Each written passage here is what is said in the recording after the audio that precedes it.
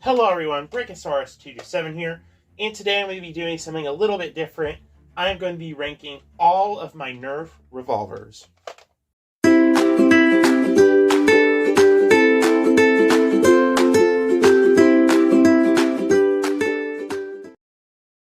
So let's start with revolver number 1. I'm only going to be doing revolvers that I own.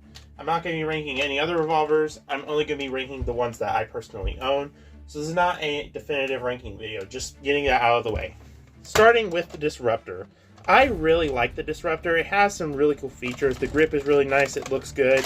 It feels great. But sometimes, and I even think I can do it, sometimes it slam fires when you don't want it to when you prime it. And that's really annoying. I'm not the only one who has experienced this, and it is really annoying. This is the main thing I hate about the Disruptor. Otherwise, it's a really cool blaster. I really like the way it looks. And it's just overall a great blaster. I do think it would be better than the Strong Arm if it didn't have that one problem. Next, we have the Specter. I'm specifically doing the Elite Specter because I don't own the yellow one currently. It is a really cool blaster. It's not really practical in any way, shape, or form, but it is pretty darn cool. It has some really neat looks and feel. Just a really neat feel to it. I'm personally going to say the Strong Arm is better, even though this does have some really cool attachment points. Up next, we have a little more of a classic Strong Arm. I'm using the Fire Edition, or whatever it's called. I had to replace the cylinder to it a while back on a repair because the original cylinder broke, but Strong Arm is one of the best sidearms out there, if not the best. It has so many cool features like barrel, being able to swap the cylinders. It has really cool skins and looks. It has slam fire. It has comfortability. It has performance. All of it is there. And it's really just a complete package. I really think this is one of the best revolvers ever. And for that, I'm putting it at first place for now. Next on the list, we have the Dart Zone Ranger. I really like this blaster. I believe it was one of the first blasters on my channel I actually gave like a 10 out of 10. It's just amazing. Everything about this is neat. The grip, the performance, the modability, the shotgunning ability, just everything about it is so cool. And for the price of $10, you can't go wrong with this. This is an amazing little pistol, especially since you can almost fit it in your pocket if you have a big enough pocket. It's not that big at all. I think it's probably... I'm probably going to say it's better than the Disruptor, but not quite as good as the Strong Arm. The reason it's better than the Disruptor, again, is because that inconsistency with the Disruptor. Otherwise, I may have the Disruptor above it, but I'm going to put it above the Disruptor. Since I'm getting most of the plastics out of the way, let's start with the Maverick. And yes, I am flexing a little bit with the whiteout Maverick, but I couldn't resist. The Maverick is one of the best revolvers of all time, mainly because what it has done for the hobby. It has gotten so many people into the hobby, and it is really just a great blaster overall. The grip's amazing, and even it's still kind of usable today. It had good performance for back then even, and I've used this I've used stock Mavericks in Nerf Wars, and there is some modability, so it's pretty cool. Nothing really stands out about it. Nowadays it's a little bit outdated, but it's still usable, and it's just such a classic. I can't help but putting it at a really high place. I know it's going to be really controversial, but just because of how iconic the Maverick is, I'm going to put it at second place. I think that's a really good place for it, mainly because of just how iconic it is. Alrighty, quick hammer action round. We have the Sweet Revenge, one of my all-time favorite Nerf pistols, just because of how compact it is and how quick it is, how much more like sleek in design it is compared to something like the Hammer Shot. It does have some issues as far as performance goes, but those can be modified. I know the colors aren't too popular. I don't like the colors that much either. But again, this can be painted. It's just a really more sleek, and it's really the sleekness that makes me like this blaster a lot. It's so easy to use and so quick. I just really like it for that reason. I'm going to put it above the Ranger and right under the Maverick. I think that's a great place for it. That's where I think it belongs probably. Mainly because I would probably have this at first place if it wasn't for the performance issues. And I actually do like it a lot. There are a couple things, but mostly this is probably my favorite hammer action blaster. Let's get a classic out of the way, the Hammer Shot. Now, I like the Hammer Shot. I think it's great. I think the aesthetics are really good, but I do not like this blaster as much as other people. First off, it is more thick and bulky than the other hammer action blasters. The grip is, I don't like it as much. A lot of people complain that I'm not holding it right. I mean, because my knuckle always hits this trigger guard, and the problem is that's the only good position for me to reach the hammer. If I go like this, it gets a little harder, and it's a lot more comfortable and tighter on my hands. And then if I do it like this, it's still harder to reach up for the hammer for me and get leverage. I need to have a little bit more leverage. It's just hard. It's a really weird design for me, and I don't like it that much. My knuckle always hits this trigger guard, and it really is annoying. But otherwise, it's a good blaster. It looks cool. It works well. It performs about the same as the Sweet Revenge, which is not that great, surprisingly. But overall, it's a pretty cool blaster.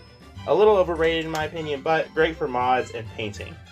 I think I will put it over the Ranger, mainly because people are going to riot if I put the Ranger above that. But I do think it is better than the Ranger, but not better than the Sweet Revenge. It's not as iconic as the Maverick and not practical as the Strong Arm.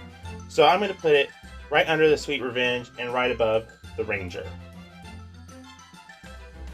Next, I have the Trailblazer. Oh, look how well that blends into the blue background. That's pretty cool. But I really like this blaster. This is one of the best hammer action blasters out there. It's definitely the best one on paper. It's pretty small. It has a neat profile. It's $15. It holds 8 rounds. It performs better than any of the others. It does have a lot going for it, except for the grip. Now, there are mod kits nowadays, I believe, for this grip, so it's not much of an issue, especially if you're planning on modding. But I do not like how small this grip is. It does make it harder to reach up to this. Thankfully, it doesn't have the same knuckle problem as the hammer shot, though, so that's great. I do really like this blaster a lot, and I think it just works well. Again, only con is the grip, and that's pretty much it. It can be modified. It pretty much has all the advantages of the hammer shot, except for a smaller grip, and it has more rounds, and it performs better. It's really one of the best Nerf revolvers out there. I'm probably going to put it right under the Maverick, and right above the Sweet Revenge. So that would be 3rd place. Actually, I changed my mind. I'm going to put the Trailblazer at 2nd place, right under the Strong Arm.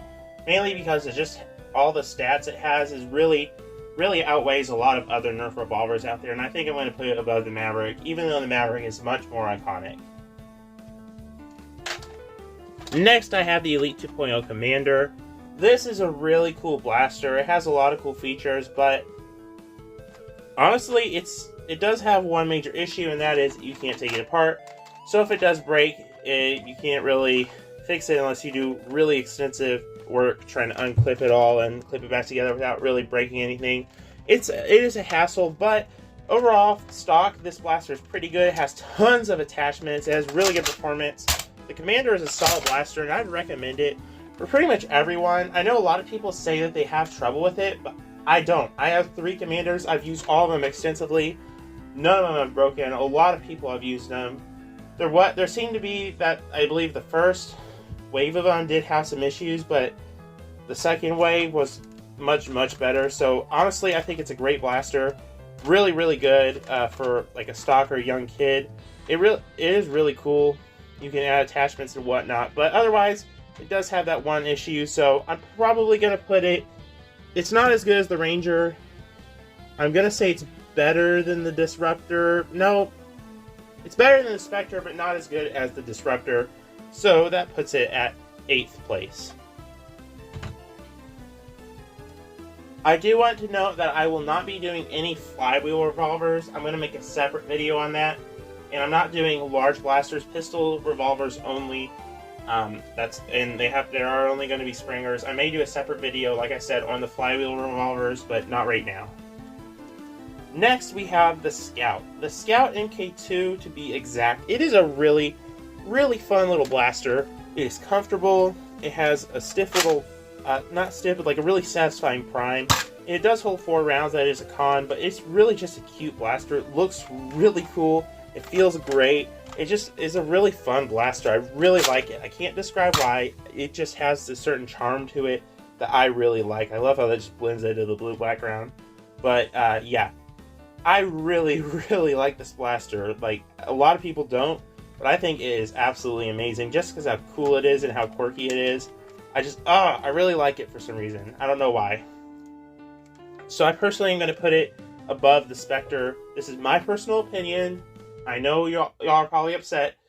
Specter fans really do like the Specter. I just like this one better than the Specter in my opinion.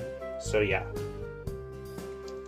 Also, this blaster is what got my channel kind of famous from that one short I did a while back, like 2 years ago, about like turning the Scout into Infamous. Oh my gosh, that was so cringe, but that did get a lot of views, and that really is what sent my channel skyrocketing.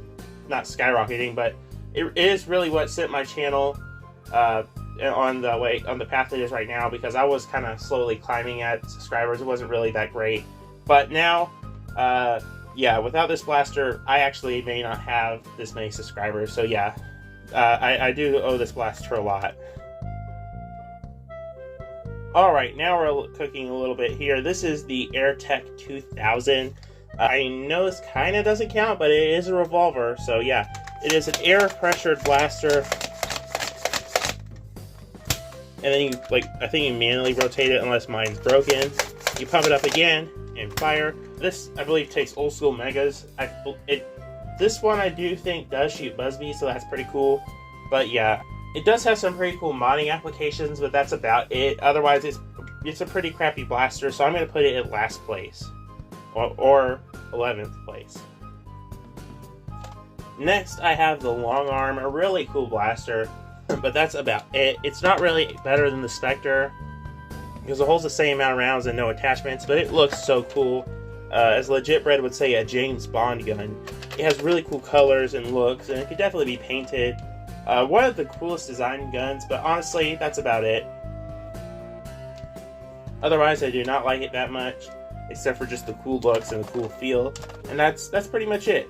It's not that great. I'm probably going to say it's better than Airtech 2000, obviously, but not as good as the Specter. Up next, we have the Dark Zone Quadroblast, I think it is. I'm going to go ahead and say it's right out of the gate. First place. You can't change my mind. It's not a competition. It's not even a competition. You want to know how much this blaster is? At Dollar General? $5. It is $5 at Dollar General. $5. It is a 4-shot revolver that is really small.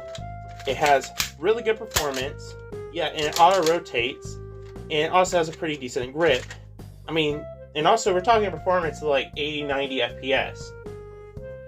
4-shot, auto-rotate, very compact, 80-90 FPS for $5. There's no way you're going to tell me that any other blaster on this list is going to top that. It is $5 for an amazing blaster. There's only one con, and that is the scope is kind of useless. But since it's a Dark Zone blaster, it's not 100% useless. So, honestly, this is a 10 out of 10 blaster.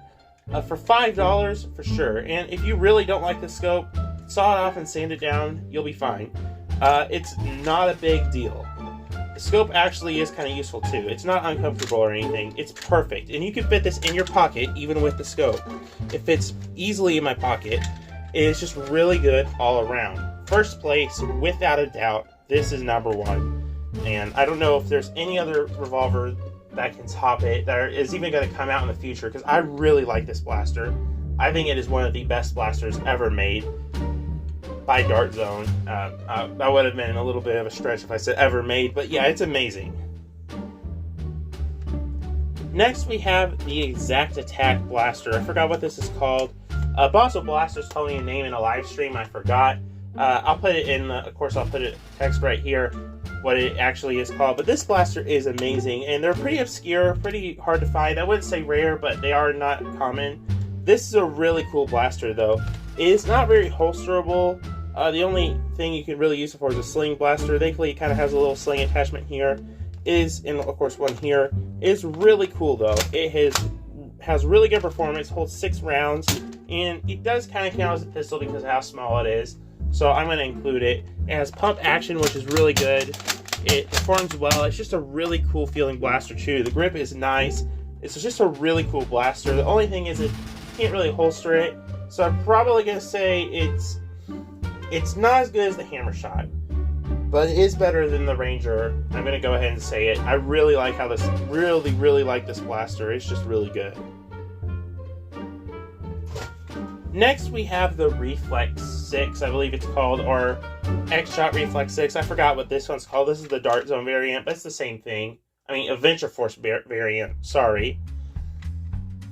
But it's pretty cool. It has a really good grip. It performs decently well. It has a nice pullback. It's a really cool basic blaster. Great for younger kids.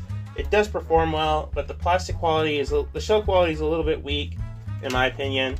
It does have some moddability, but it can't really take a big spring because of the plastic quality. But still, really nice. It is direct plunger, so there is, again, moddability. And it's really good for younger kids, I would say. And it's not, to me, it just doesn't beat the strong arm. I'm probably, in my opinion, it does not beat the Ranger either. It's just not as good, in my opinion. The Ranger has so many more applications, in my opinion. I know a lot of people really like this, especially people probably watching this right now really like the Reflex 6. I know, I like it too, but in my opinion, the Ranger is just a better blaster with the moddability and whatnot. So I'm probably going to put this under the Ranger at 9th place. It is, however, better than the next blaster coming up, which is the Dart Zone Apex, Ballistics Ops Apex. This is a really cool blaster, and even though it's not as good as the Reflex 6, it still has a lot of cool things about it. First off, the grip is nice, really good. The priming handle is a little small and a little stiff, which does suck, but still, it holds, I believe, how many rounds? 5 rounds, which is pretty good. I mean, it's like the same as the Chronos. It is a revolver. I believe this came out around the same time as the Roundhouse. I don't know if this would be better as better than the Roundhouse. They're kind of two different blasters and two different categories. But this is pretty cool. It has a really neat safety feature. It has some moddability too. And for like $10, it's worth it for sure. I don't think it's. I really like it. I approve of it. I think I gave it an 8 on my 10 an 8 out of 10 in my review. So I'm assuming that I really liked it then too. It doesn't look the best, but still pretty cool, and I do like it a lot. It's not as good as the Reflex 6, but I think I'm going to put it right under it at 10th place. It is better than the Disruptor, that's for sure. Next, we have the Flip Fury. I really like this blaster. It gets so much hate, or it just gets overlooked. First off, it has sling mounts, so no necessarily need for a holster. It has the cool flipping ability, which is great for like an instant reload. It's not incredibly bulky for what it is, and a lot of people complain, oh, it's just 2 strong arms, it's not that great, but that's the point. It is like 2 strong arms, and I really like it. I really think it's a great blaster. A lot of people don't like it for some reason. I don't know why. I think it's great. I think it's amazing. It is impractical for some scenarios, but not all. I'm probably going to say it's not as good as the Apex. It is, but I do think it's much better than the Disruptor. The Apex does have the edge on performance with the Rival, but I really do like this. I really do think it's underrated. People hate it way too much, and I think it's a great blaster for sure. I'm probably still going to put it at 11th place just because there's so many other great blasters on this list. It's just hard to say. But yeah, I really do like it. I don't think it's as good as the Apex though. Next, we have the Raptor Slash. I really like this blaster. It's as solid and performs just as well as the Strong Arm and a really cool dinosaur shell. It is insanely comfortable for my hands. It has enough grip space with the, like the hand guard that it's not annoying at all. It is really cool. It looks awesome. It has really good aesthetics. It is, I think, like $15, which is pretty good. It's just a great blaster overall with the aesthetic. One of the best, definitely, in my opinion, the best looking out of all these blasters. It is just really cool, and I do like it. I'm probably going to put it at, let's see, is it better than the Disruptor? I personally like it more. It's definitely more consistent, and it looks cooler, so I'm going to put it up there because of that. Only con is you can't really holster it, and there is no sling mount, so that kind of sucks. It does suck a lot, but, it's fine. I think it's going to be better than the Disruptor. But yeah, I do like this a lot. I'm going to put it at 11th place. Next, we have the Elite 2.0 Commander. This is a pretty... Wait, did I already do this? I already did this. What is wrong with me? Next, we have the Cyclone Shock, the Mega Cyclone Shock. I really like this blaster. This is by far the most practical Mega Blaster, but it does have some problems. It does not have a sling mount, and you can't really holster it, so it's kind of an odd blaster for sure. I personally don't like it as much as other people seem to like it. I think the MY NERF is better. I even think the Tri-Break is better, in my opinion. But honestly, I think this is an overrated blaster. Don't get me wrong, still cool, still probably the most practical Mega Blaster out there, if it weren't for the fact that it doesn't have any sling mounts. But yeah, pretty cool. It does not have slam fire, which kind of sucks. Yeah, I do like it though. It's pretty cool. I don't think it's as good as the Flip Fury, in my opinion. I do think it's probably better than the Raptor Slash. Probably not as good as the Flip Fury though. It does have, I will say it is better than the Raptor Slash, but I think the Raptor Slash is much cooler. That's again my opinion, but overall this is pretty much better than the Raptor Slash. Next we have the Tech 6. Now I don't know where mine went. I do have one, I just don't know where it is right now. But it is really a good blaster, mainly because it can be used for modding, which is great. And that's about it. Otherwise, it's pretty bad. It only takes Buzzbee darts unless you modify it. But it has really good springs that are good for modding. So I'm going to put it right under the Specter. It's not as good as the Specter. It is better than the long arm in my opinion, mainly because of the modding aspect and the Airtech 2000.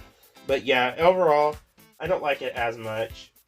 Next, we have the Air Warrior Sonic 6. I like this blaster a lot. It is pretty cool. It's fun. It has the sound effects. It's supposed to. There we go.